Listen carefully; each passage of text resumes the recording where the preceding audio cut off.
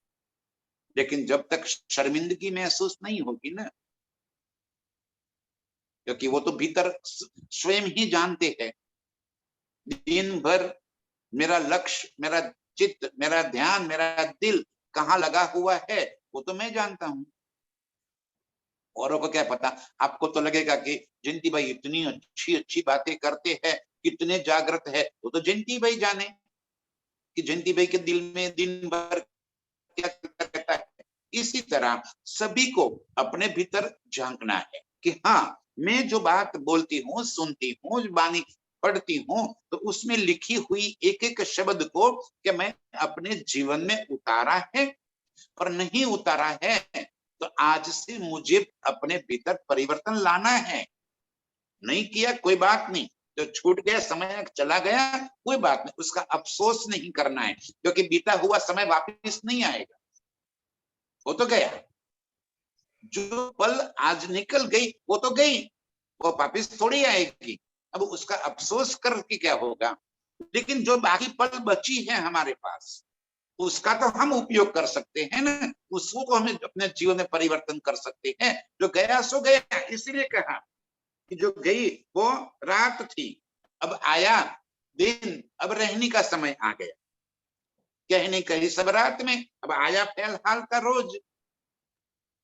कल एक पल के आगे की जो बात थी वो भूतकाल हो गई, वो पल चला गया। लेकिन मेरे पास जो कोई शेष पल बचे हैं, कितने बचे हैं राज्य जाने। हो सकता है एक पल हो सकता है और 10 साल हमें जिंदा रखे, उनकी मर्जी। लेकिन अब जो पल बाकी बचे हैं, वो पल हमारे कॉल फैल के अंदर आ जाए, फैल और हाल का रोज आ जाए, हम अपने निज स्वरूप में अपने आप को देख ले और प्रियतम के संग मस्ती में मस्त हो जाए। संसार की चाहते करने से चाह कि उसकी कोई गारंटी नहीं, एक चाहत पूरी होने के बाद और चाहते पैदा नहीं होगी।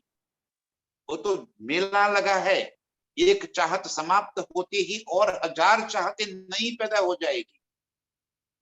एक कम नहीं होगी, कभी समाप्त नहीं होना है, उसको समाप्त करना है, पर वो हमारे हाथ में।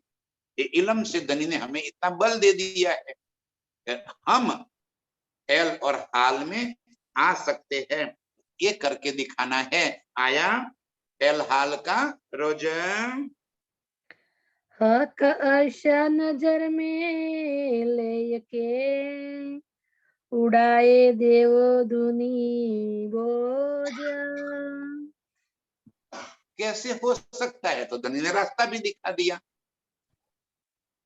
कैसे चाहते समाप्त हो सकती है, कैसे हम फेल और हाल में आ सकते हैं, प्रश्न भी करते हैं धनी जी, और उसका हमें उत्तर भी देते हैं। अब क्या कह रहे हैं, हक अर्श नजर में लेके कैसे करना है, कैसे संसार को उड़ाना है, कैसे चाहतों को समाप्त करना है। तो कहते हैं हक अर्श नजर में लेके, नजर में क्या भर लेना है, अपने प्रियतम को और अर्श को, प्रियतम के मधुर मुस्कान को दिल में बसाओ, प्रियतम के नेत्रों में बहते हुए इन अनंत भावों को कभी तो झांक कर देख लो। हम तो प्रियतम के नेत्रों में सिर्फ और सिर्फ प्यार ही देखते हैं।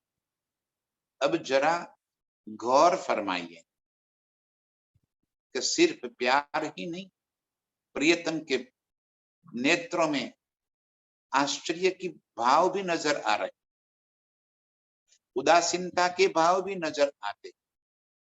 कभी प्रियतम हमसे रूठे हुए भी नजर आते। जरा झांको तो सही प्रियतम के नेत्रों में, कई कितने भाव सागरों की भांति उस आंखों से बहते हुए नजर आते। क्यों इतना समझाया फिर भी नहीं समझती। अर्श का सारा खजाना खोल दिया, फिर भी तेरे दिल में अभी वो बात नहीं आती। कभी प्रियतम के नेत्र में झांक कर देखो तो सही। प्रियतम की ये मीठी मुस्कान के पीछे का दर्द तो जरा अनुभव कर लो कि मेरे प्रियतम कितने तड़प रहे हैं। हम रूहों के वास्ते इंतजार में एक एक पल कैसे कटती, आजा पुकारते रहे हैं, आजा आजा। ये मीठी मुस्कान ऐसे भी अभी भी बरकरार है, वैसी की वैसी ही मीठी मुस्कान है, लेकिन वो मुस्कान के पीछे हमारा इंतजार भी तो है।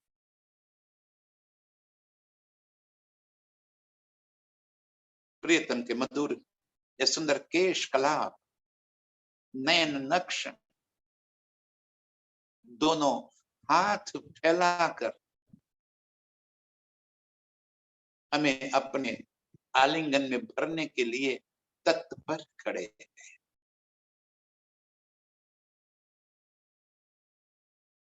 एक कदम उठाकर अपनी ओर चलने के लिए तत्पर बैठे हुए प्रीतम उनके भीतर समा जाओ।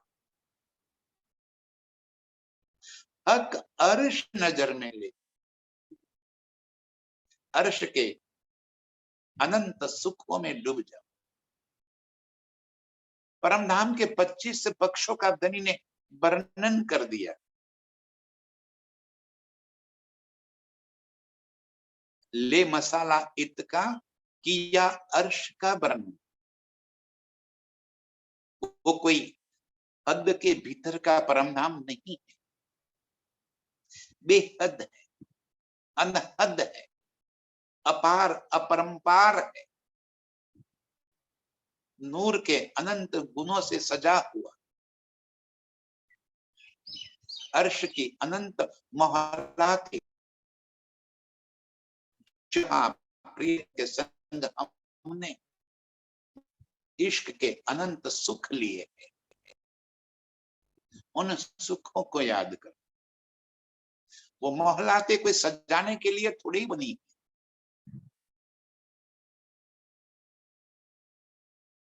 अर्श की अनंत मोहल्लाते, पुखराज के अनंत मोहल्लाते, मानिक के अनंत मोहल्लाते, रंग भवन की अनंत मोहल्लाते, टापू महल की अनंत मोहल्लाते, बड़ी रंग छोटी रंग की अनंत मोहल्लाते। इतनी मोहल्लाते क्यों है? वो कमरे खाली थोड़ी पड़े, एक एक के भीतर हमने प्रीतम के संग रंग की रेलियां की, कई मस्तियां की।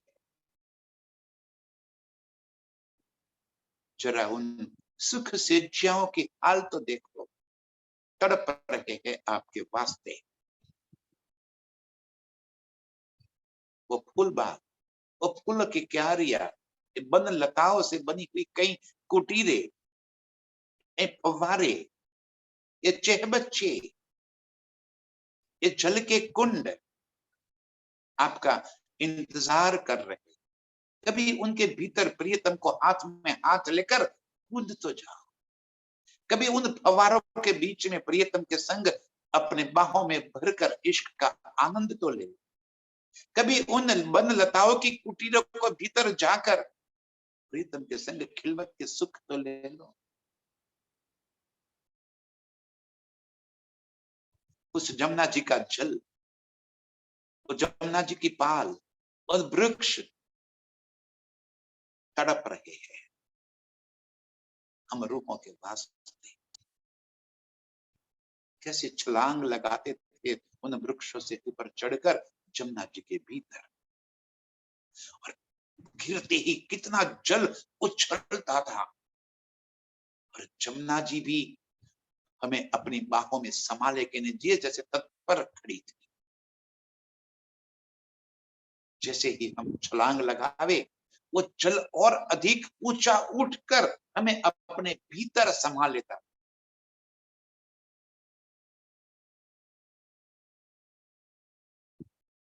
हौज को सर के सुख, वो हौज को सर के मछलियां आके हमें लाड करती, हमारे गालों को चूम लेती।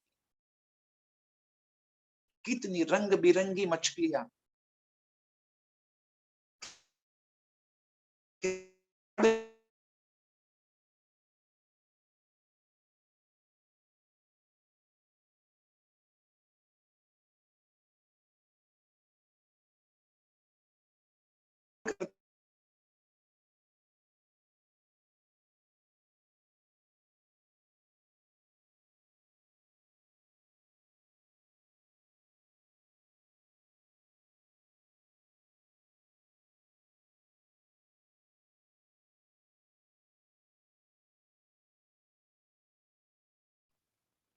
नेट चला गया होगा।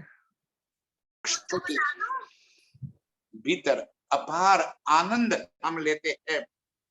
दनी जी फरमा रहे, हक अर्श नजर में लेके उड़ाए देवो दुनी बोझ। ये सारी बातों को दिल में भरकर इस संसार का बोझ उड़ा दो, संसार की मैखुदी को निकाल दो, संसार की चाहतों से निजात पालो, छोड़ो ये सब बातें। ये जब तक संसार का बोझ सिर पर लेकर हम घूम रहे हैं, और ये भी पता है कि बोझ हमसे तो उठाया नहीं जाता, पर फिर भी हम कोशिश ही कर रहे कि कम से कम मैं तो अपना बोझ उठा लूं। कैसी अज्ञानता में गिरे हैं, जबकि ज्ञान का पूर्ण प्रकाश हो जाने के बावजूद, बेशक होने के बावजूद, अब भी हम अपने आप को संसार के बोझ के तले दबे हुए महसूस कर रहे हैं, क्योंकि हमारे भीतर की चाहते समाप्त नहीं हुई है। दनी जी कह रहे हैं, हक अर्श नजर में लेके उड़ाए देवो दुनी बोझ। जैसे ही हक और अर्श, प्रियतम और परमधाम हमारी नजरों में आ जाएगा, हम अपने आप को प्रियतम के संग महसूस करेंगे। ये संसार का बोझ अपने आप उतर जाएगा, ये बोझ हमारे सर से निकल जाएगा, हल्के हो जाएंगे। हम चाहतों का बोझ उतार देना है, संसार की कामनाओं का बोझ उतार लेना है, कुछ प्राप्त कर लेने का बोझ उतार लेना है। क्या प्राप्त कर लिया हमने? कोशिश तो आज तक कर दी हमने।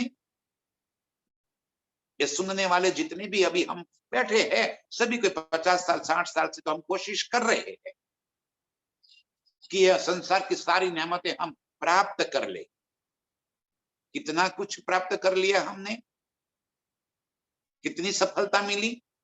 अब अनुभव से तो कुछ सीखिए कि अपना बल करने से हमें कुछ भी नहीं हासिल होगा, तो अब तो धनी के ऊपर छोड़ दो।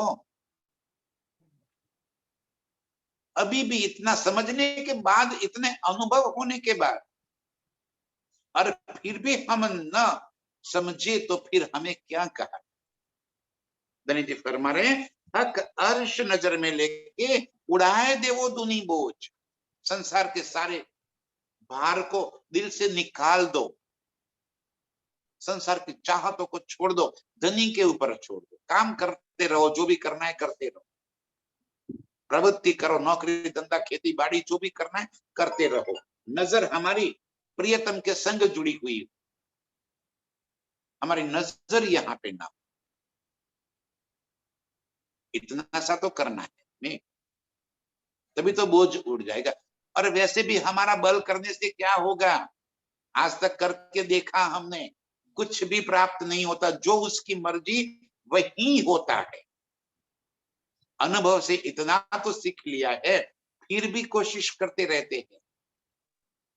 मेरे प्रियतम समझा रहे हैं, कहनी कही सब रात में, अब आया फैल हाल का रोज, हक अर्श नजर में लेके उड़ाए देवो दुनी बोझ। संसार की चाहतों को छोड़कर प्रियतम के संग जुड़ जाओ। जो जो हके कहलाया सो कह्या, इत मैं बीच कहूँ ना है। इंद्रावती की आत्म कहती है कि ये जो कुछ भी मैं कह रही हूं वो मेरे अपने वचन नहीं। बताइए, जिस तन के भीतर मेरे प्राणनाथ लीला,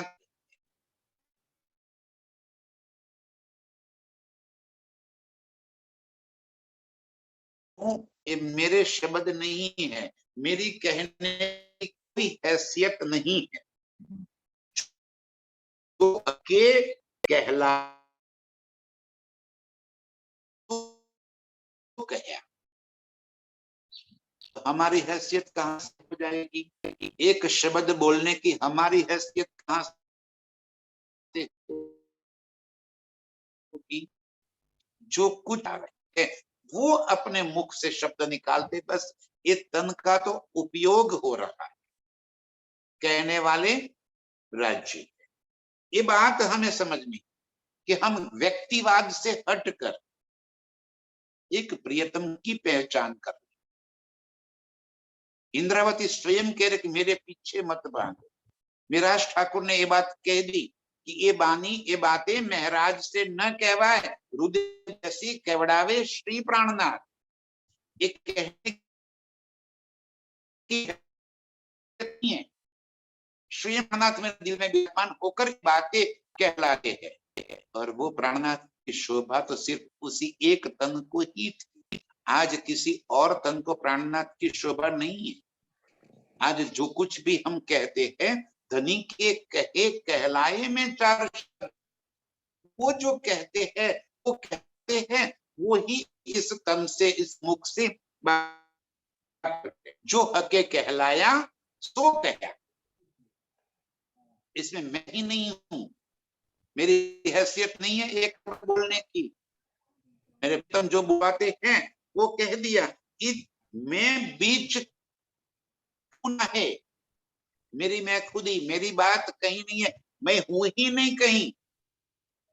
जो मेरे प्रियतम कहलाते हैं। इंद्रावती की आत्म हमें यही बात समझाने की बात कर रही है। ये इंद्रावती अपने लिए नहीं कह रही, आज हमारे लिए कही बात जाती है। बात कि दो शब्द क्या आ गए बोलना तो हम कुले नहीं समाते कि वाह वाह वाह, मैं तो कितना, मैं कितना अच्छा चर्चा कर लेता हूँ, मैं कितनी अच्छी बातें कर देता हूँ, मैं खुद ही आ जाती है।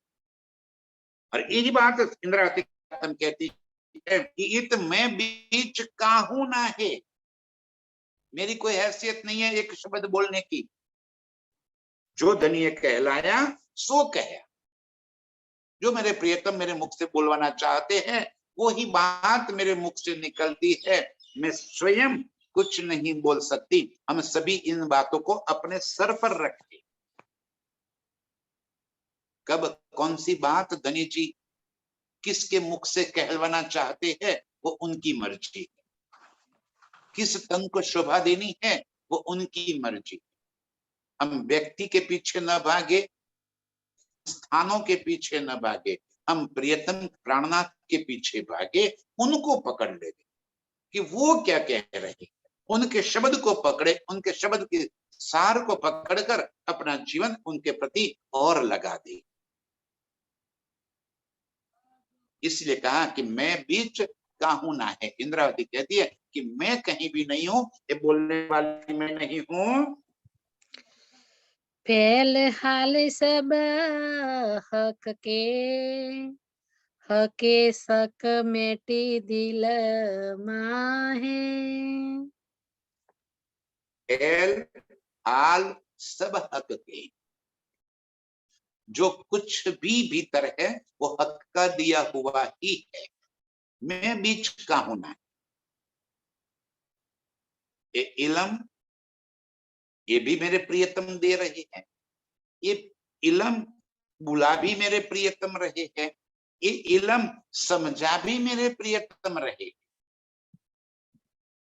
कौल फैल हाल सब कुछ मेरे प्रियतम की वजह से ही होता है। मैं बीच का होना है, एल हाल सब हक के। अब जब मैं बेशक हो गई, अब जब ये सारी बातें मुझे समझ में आ गई, तो मेरी कहनी, सुननी और रहनी सब कुछ प्रीतममय हो गई। अब मेरा अपना कुछ नहीं रहा।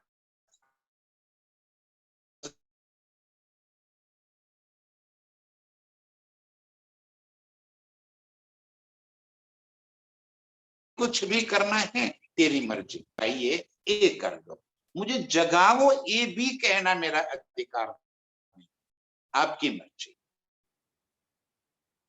बस एक ही चाहत, आपके चरणों से मुझे कभी जुदा मत कर। भीतर एक ही बात है प्रियतम, एक ही चाहत,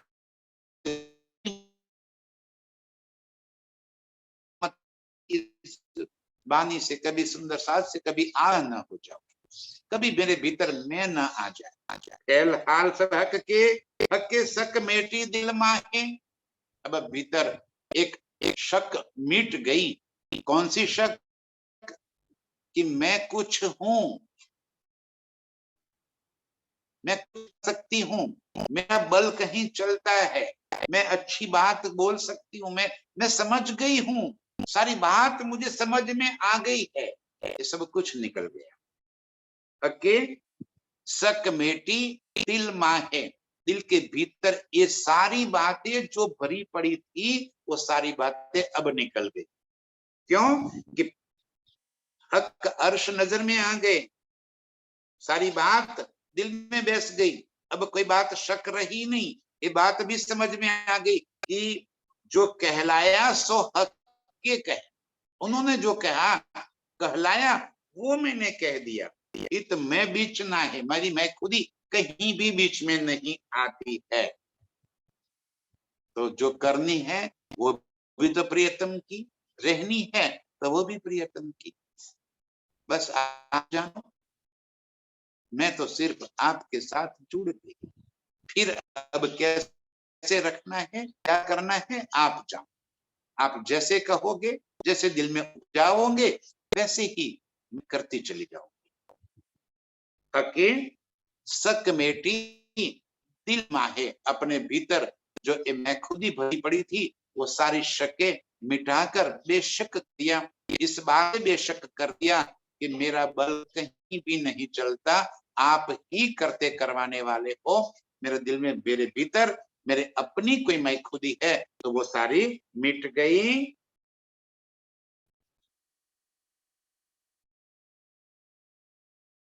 इल्म दिया के अपना और दई असल अकल। इल्म भी हक ने दिया, इल्म को समझने की क्षमता भी प्रीतम ने दे दी, और अर्श की सारी बातें भी प्रीतम ने समझाई। सहूरतों को साहेब दिया, इल्म दिया हक। इल्म भी हक ने दिया, और सहूर माने कि ये बातें समझने की क्षमता भी आपने दे दी। बाकी इल्म तो सब कोई पढ़ सकते हैं, समझने की क्षमता आपकी मेहर के बिना, आपकी कहे बिना समझने की क्षमता भी नहीं आती। एक शब्द समझ में नहीं आएगा। अब आप जानो कैसे रखना है। इल्म दिया हक के अपना और दई असल अकल। असल अकल माने क्या? अर्श की अकल, निज बुद्ध, जागृत बुद्ध, वो असल अकल है। एक दुनिया की अकल है, एक असल अकल है। दुनिया की अकल से हम इसी वाणी के जाहिरी अर्थ तो कर सकते हैं, दुनिया की अकल है। एक एक शब्द को हम उसको बड़ी अच्छे तरीके से समझा सकते हैं कि दुनिया का अर्थ लेकर जाहिरी रूप में। जब निज बुद्ध आएगी तब अर्श की तरह से हम इन बातों को समझेंगे, तब हम अर्श में अपने निज स्वरूप में जागृत होकर इन बातों को देखेंगे। भीतर सारी बात समझ में आ जाएगी कि मेरा बल कुछ भी नहीं है। असल अकल दे दी धनी ने, और असल अकल की वजह से आज हमें हक अर्श नजर में आ रहा, प्रियतम नजर में आ रहे हैं, प्रियतम का स्वरूप नजर में आता है, प्रियतम के संग की हुई सारी बातें नजर में आती। चितवन ही तो हमारा परम लक्ष्य है, इलम हमारा परम लक्ष्य नहीं है। इलम हमें बेशक करने के वास्ते, बेशक हो गए, उसके बाद प्रियतम से जुड़ जाना, ये लक्ष्य है हमारा। हाँ, इलम ही वो सीढ़ी है जो हमें प्रियतम तक पहुंचा सकती है, लेकिन प्रियतम तक पहुंचाने के बाद प्रियतम मिल जाएंगे। जब प्रियतम मिल जाएंगे तो सीढ़ी छूट जाएगी। जब हम अर्श में नजर खोल कर देखेंगे ना, तब हम जो बोलेंगे वो देख कर बोलेंगे। अभी जो हम बोलेंगे वो पढ़कर या सुनकर ये बोलेंगे। वाणी में लिखा हुआ है, इस वास्ते बोलेंगे, इतना ही बोलेंगे। धनी बुलाएंगे, इतना बोलेंगे। और जब नजर खुल जाएगी तो आप अपने नजरों से जो देखेंगे वो बात करेंगे, और अर्श इससे कुछ और ही है। हमारी सारी धारणाओं से बहुत विपरीत है। धारणाएं भी वहां काम नहीं चलेगी, उससे विपरीत। लेकिन वो अवर्णीय है, और शब्द में आने का काम नहीं है। फिर ये तो मेरे प्रियतम ही कर पाए। अर्श की बातों को शब्द में लाना ये कोई छोटी बात नहीं। अर्श की बातों को शब्द में लाना असंभव है, असंभव को संभव करके दिखाया। धनी जी कह रहे कि क्या करूं, न कहूं तुम्हारो साथ कैम पाम से पार, न कहूं तो मेरे सुंदर साथ को समझ कैसे आए। और इस वास्ते मैं अर्श की बातों को कहता, लेकिन जो अभी मैं यहाँ शब्द में प्रयोग कर रहा हूं वैसा नहीं है, उससे कुछ और ही है। आप अपनी मूल नजर को खोलकर उन बातों को दिल में बसाएं। तो धनी ने हमें इल्म भी दे दिया और अर्श की असल अकल भी दे दी, जिसकी वजह से हम अर्श को यहाँ बैठे बैठे अनुभव कर सके, देख सके, प्रियतम के संग आनंद कर सके।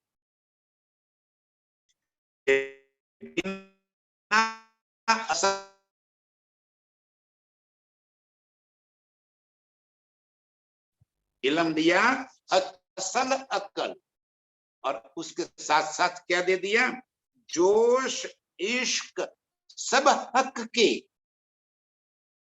यहाँ पे एक शब्द भी बोलना प्रियतम के जोश के बिना संभव नहीं है। वही तो बुलवाते, उनकी मर्जी के सिवा कभी कोई एक शब्द भी नहीं बोल पाएगा। जोश इश्क सब हक के, भीतर जितनी भी बातें उपजती है वो सारी हक की दी हुई है। राज्य ही हमारे दिल के भीतर बैठकर ये बातें बुलवाते हैं, ये बातें समझाते हैं, ये बातें समझ में आती है, ताकि असल अकल भी उन्होंने दी है।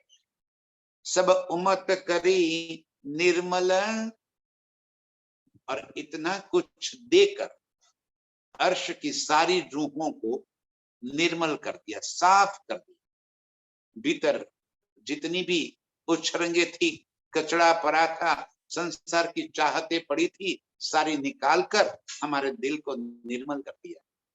स्वयं आकर हमारे दिल के भीतर बैठ। ये काम भी मेरे प्रीतम ने ही किया। और अब हम जब दिल के भीतर प्रियतम है तो प्रियतम के एक एक स्वरूप को देखकर, अंग अंग को देखकर, अर्श की एक एक लीलाओं को याद करते हुए अपने आप को प्रीतम के संग छोड़ दे, अर्श का आनंद और उस सुख को अनुभव करे, यहाँ पे अनुभूति करे, उसके आनंद में इतना स्वीकार करें। बोलो श्री प्राणनाथ की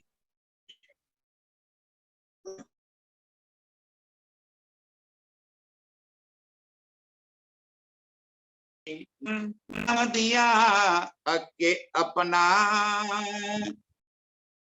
और दई असल अकल, जोश इश्क सब हक के, सब उमत करी निर्मल, सब उमत करी निर्मल। बोलो श्री प्राणनाथ प्यारे की जय। नाम सुंदर साथ जी। प्रणाम जी जयंती काका।